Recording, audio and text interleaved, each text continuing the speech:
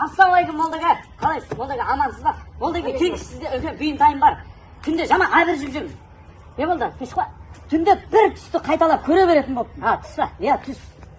Енді дәрет алып жатса қандай түс ол?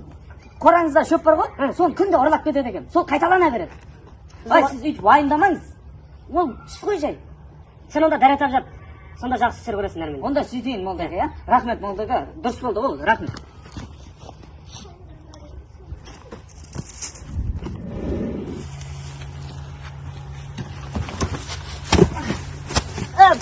Молдаға!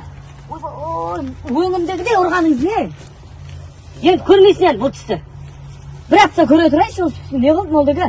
Онда барлық түсінің соңындағы өйіп бітіп отырады. Ой, сізде бір түсіме жағаласып қоймадыңыз ғой молдаға. Ой,